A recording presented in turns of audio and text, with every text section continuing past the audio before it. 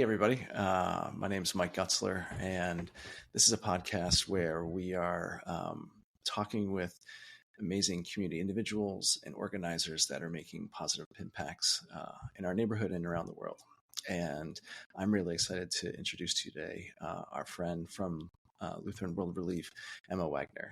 Hello, Emma. Thanks for being here.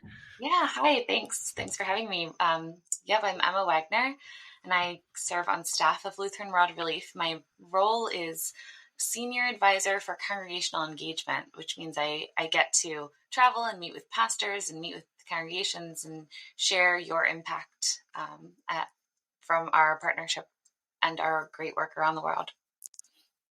Wonderful. Thanks again for being here.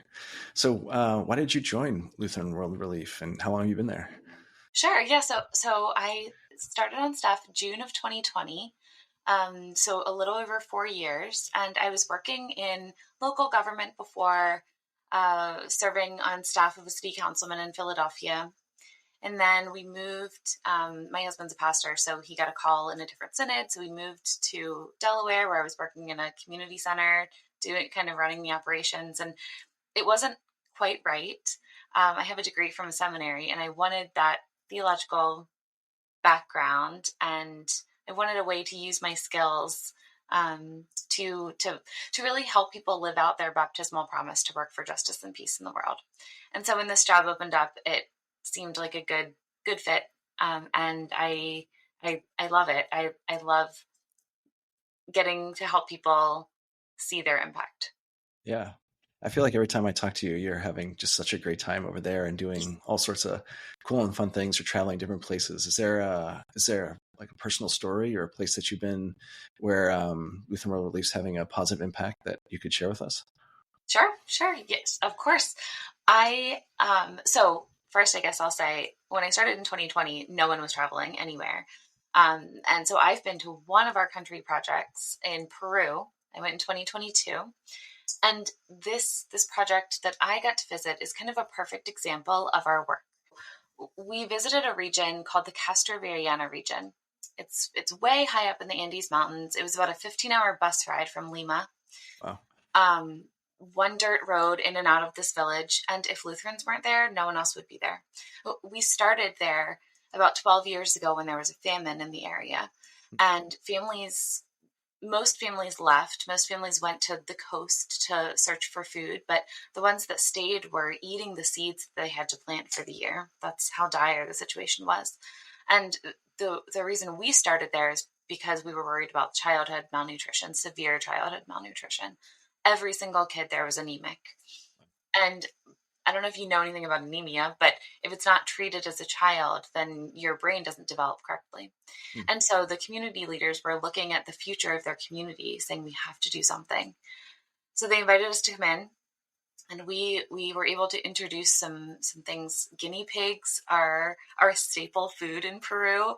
And they reproduce quickly, and so families use every part of the guinea pig. When we were there was a mom serving her kids blood donuts. They kind of harvest the blood from the guinea pigs, dry it out, turn it into blood capsules called sangrecita. So the anemia rate went from 100% to down to 60% when I was there in 2022. Oh my gosh. Not great still, but it was kind of both a story of success and need. So how do you go about engaging with the local community or local government or local organizations to partner with? Like, how does that even happen? Yeah, so we only go where we're invited. We have had a presence in Peru for decades, and so this local organization got in touch with our home office in Lima and asked if we could come and help. And so we go through a vetting process. We work through local partners. That's kind of how we do all of our work around the world. And so they have to meet certain criteria. They have to be faith-based. They have to, be from the community. They have to take ownership of the project. And once they've met all those things, then we can start bringing in our technical experts and our resources. And so the idea is that we are in these places for as long as it takes. Hopefully we get to leave at some point when the community is self-sustaining. What we've seen in this village in Peru is that as things get better for them, they're asking for more resources to do bigger things. So, for example, a few years ago, they were growing things so well in these greenhouses that we gave them. They asked for a mill so that they could start selling their grains in the regional market. Nice. So we built a mill. That's awesome. Yeah. And so that kind of speaks to your ability to create programs that are sustainable over years. So is that part of the Lutheran World Relief objective when they go anywhere, or is that just something that naturally grows depending on the situation or something else? Yeah. So we tackle global poverty by working with communities to build long-term sustainable projects. I mean, that's our goal.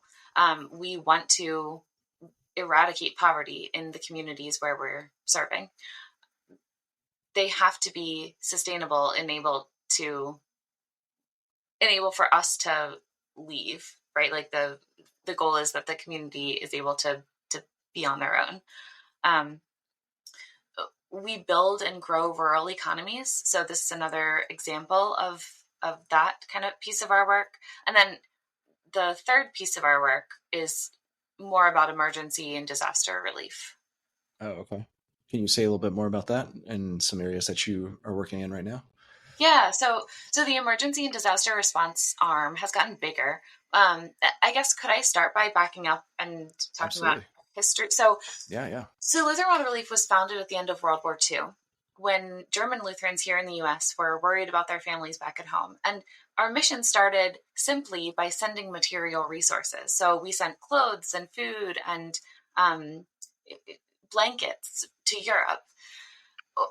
From there, the mission kind of expanded quickly, and now we go where the needs are greatest. And so while our mission is to eradicate poverty, it often means that we have to go where there's a disaster or war because those things push people into poverty immediately. Yeah. So moving forward then, a couple places that we're responding to disasters or war right now would be like Ukraine. We've been in Ukraine since 10 days after the war started.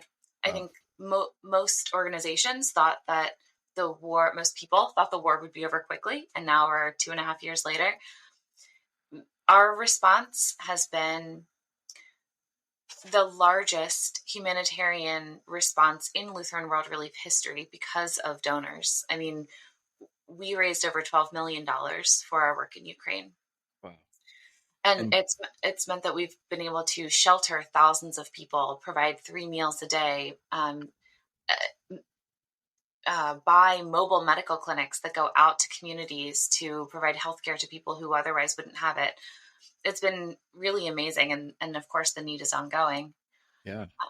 That's extraordinary. Like it seems like the scope of Lutheran World Relief is pretty broad in terms of the ways that you care for others. Yeah, it is. And it has expanded certainly in recent years. We started to see that poverty is not just about agriculture or not just about food, which is what our roots are in.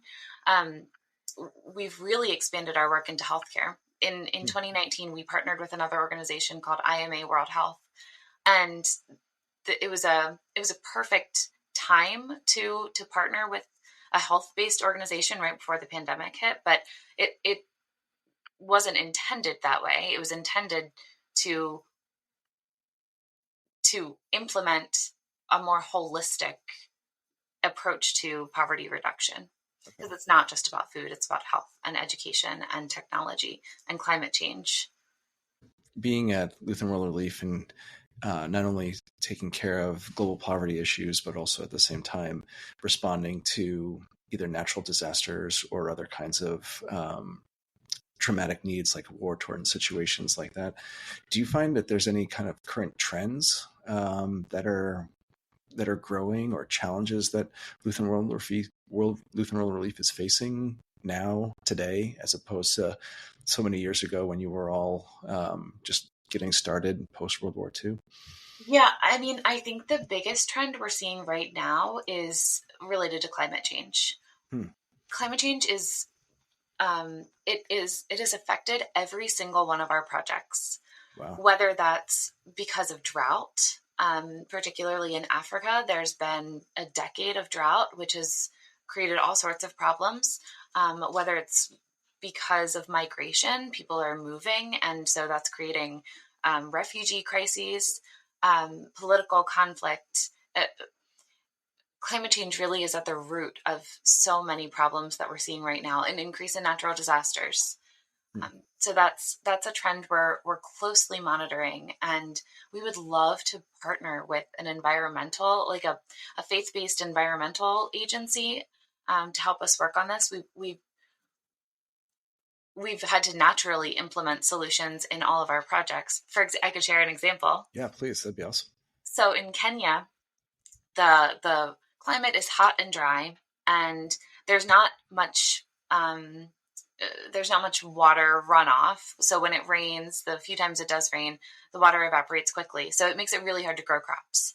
And so we implemented with the farmers we work with something called Zai pits, Zai pits, Okay. and they're just kind of these shallow beds, pretty simple to create, but you just dig a kind of a shallow bed, plant your crops inside of that bed, so that the little water that does come stays in that bed instead of running off and then evaporating. And we've seen success with it. So that's just one example of how we've had to pivot because of climate change. That's great. So, like, what kind of work would you want to do with that faith-based, climate-focused organization? Like, what kind of new insights are you hoping to gain, or might be out there that would be good for you all to know? Yeah, we need to get ahead of the game, Hmm. and I don't know that we right now have. It would be great to just have another thought partner for sure to think about how, like, what the future is of international development with the climate change lens. Hmm. Wow. Okay. And then, so I guess with that partnership, but also internally, you guys are trying to think strategically, or having priorities as you move forward, given these kind of global trends and climate related issues. Like, so where do you feel like things are going to have to go for Lutheran World Relief in the future? Like, how do you stay ahead of the game, like you mentioned? Well, I think I guess this is backing up to kind of my job. Hmm.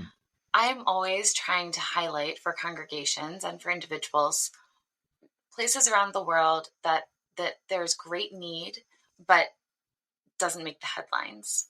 You know, we see natural disasters, we see war, we hear about Ukraine still in the news, but there are great humanitarian crises in other places that are not talked about. Sudan, Yemen. I mean, these places, there's so much, the DRC, there's so much need. And so my goal is to share stories from those places that highlight the need and the successes that we've had, so that people are interested in partnering with us, particularly giving unrestricted dollars so that we can expand our work in those areas. Nice. Yeah. What's if you can, what's a powerful story that you've been sharing with congregations recently? Yeah. South Sudan. The situation there is dire. About 4 million people are displaced. There's crisis level food insecurity, famine, almost famine like conditions. We're working in a rural area of the country where there's really no access to roads. So the way that people get around, it floods. So the way that people get around is by canoe or by foot. And we have a couple of projects going. One is related to food. One is related to medical care. And the one related to medical care, I think, is the most interesting project we have going on right now.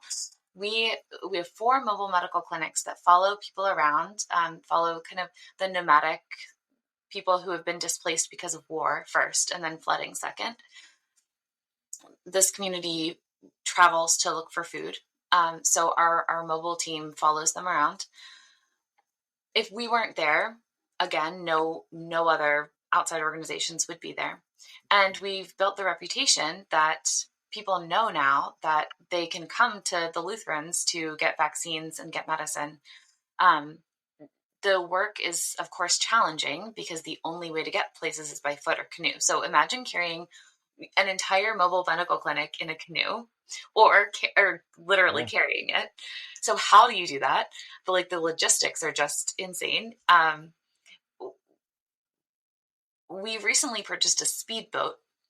The idea was to get supplies out to the community, so our staff could use the speedboat to get it out to the community instead of having to carry it, backpack, whatever. Um, what it's turned into is an ambulance. Oh, wow. So if a very sick kid presents, so this was a story that happened. There's a really sick little boy named Wani. He came to our mobile medical clinic with malaria. He had a very high fever. He needed to be treated. We brought the fever down, but he needed to be seen in a hospital. The closest hospital is 3 to 5 hours by canoe. So we put him in the boat, and he got there in 45 minutes, Oh, and wow. his life was saved. Yeah. Yeah. And so you're talking about Lutheran World Relief and the staff that you have there. But I get the impression that it's not just staff from here in the United States that's transferred over there. It's actually your staff includes a lot of locals and people who are on the ground and a part of that community and country, or even the locality that are part of that you guys call your staff. Is that correct? Oh, yeah. So when I say our staff, I don't mean any Americans. They're all South Sudanese people Yeah. And that goes for a lot of your projects, right? That everywhere it's for the that most part. so the Lutheran World Relief staff is really a staff of tons of local people that know the culture, that know the situation, and can best serve the community. They're not outsiders. They have to be. They have to be to have the trust of the community. For us to know the language, to know all the cultural things. Yeah, that they have to be from the community that they're serving. We have, I would say, the one exception to that would be like a natural disaster. We have a humanitarian assistance team that's based in the U.S. that goes right away. But then for our longer term projects and projects like the one in South Sudan, they're all Sudanese citizens. How does Lutheran World Relief go about respecting and honoring local cultures or communities or different religions in the neighborhoods and the communities that you work with? Sure. So first, I will say it helps that our staff are all from the communities where we work, so they understand the religious sensitivities and the cultural sensitivities. We do not evangelize. That's one thing we certainly have made a commitment not to do. We believe that our job is to share the gospel by doing the work, by meeting people's physical needs. And so we do work in the majority Muslim countries around the world. And it's one reason why sometimes quilting groups ask us, why can't we put, with love from Holy Trinity Lutheran Church, but we can't have any religious or political symbols on anything that we distribute to keep our participants safe. But it's Yeah. really it's a safety thing. So, so we for our headquarters staff, we do some trainings around cultural sensitivity.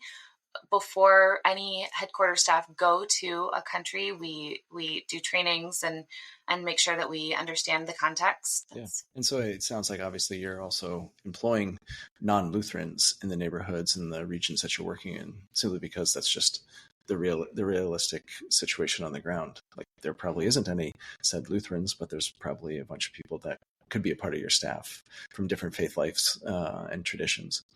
Lutherans are being Lutheran is our root and how it's how we identify ourselves. And but I'll say also our headquarters staff are mostly not Lutheran. Huh. People, we hire everyone, and so as long as people have a commitment to doing this work and are justice oriented, then you certainly don't have to be Lutheran to work at Lutheran World Relief. Yeah. I also could say that we are known around the world as the the Lutherans are known for our expertise in humanitarian aid and development. Not because we're Lutheran, but because we're good at this work. But I think it's cool that Lutherans here in the U.S. can claim that we are experts in doing humanitarian aid and relief around the world. So as you think about growing and looking to the next decade ahead, what are some things that you as an organization and then you as an individual, as you connect to congregations, really want to focus on? Or do you have goals as an entity or for yourself? Yeah. Oh, wow, gosh, the next decade. So we've talked about goals for the next 5 years. Oh yeah, that's good. Yeah. So I guess for our team, we want to grow congregational revenue. We want to engage more Lutheran congregations, possibly engaging congregations that are not just Lutheran. We want to be in more countries. We're in about 35 countries right now, and we want to be in more places. There's so much need, and so when you think about what we're able to do, it is really incredible. But we could do so much more with more staff, with more resources. Yeah, there are places here in the U.S. that could use our expertise and our resources, but we really want to be in more places. We want to be in all the places that are the hardest to reach that other people can't or won't get to. So I know that you engage congregations and their members and the pastors and raise awareness of all the main fantastic stuff that you're doing in globally and locally. But if there were some members of, say, the congregation or people who may be listening to this podcast and are first introduced to you or know a little bit about you, but have kind of transitioned to that point where they want to get involved, what would you say is an entry level way for people to engage with Lutheran World Relief or with you? And that could be monetarily or that could be actively. Sure. So, Holy Trinity's done this. You could make kits. Okay. So quilts or kits. So we offer personal care kits, school kits, fabric kits. There's some hands-on ways that are a good way for people of all generations to start learning about our work. We have Bible studies available. We have, on our website, if you look, there are other resources for congregations and pastors. But I think the main way would be to go on our website, read about our work, and then make a gift. That once you make a gift, you kind of get to know our work a little bit better, because then we're sharing impact stories with you. And then that you can get on a newsletter or some kind of regular communications, so they get updates of not only what you're doing, but also what Lutheran World Relief is doing. Is that right? Right, exactly. LWR.org.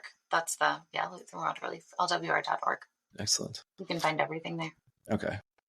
So let's assume that there's some folks listening to this podcast and they're made an initial gift or they're inspired by hearing your story or the stories that Lutheran World Relief are doing right now. If you think of something in terms of a big gift, or some super generous donor wanted to hook you all up in some way, what are some projects or some things that come to mind for you right now? Sure. Well, of course, we always prefer unrestricted gifts because that allows us to do our work in a whole way. So a lot of our funding comes from USAID, or the equivalent of the British government or French government. So we get a lot of government grants and contracts, and part of that, they don't cover everything. So we need gifts that will help cover all of the costs of those projects. I'd also say another reason an unrestricted gift is important is if you think about a church budget or your own budget. If you have someone come up to you and say, I'd love to give you a gift for an organ, but you don't need a new organ, that's not necessarily helpful. You want money that will be able to be used everywhere.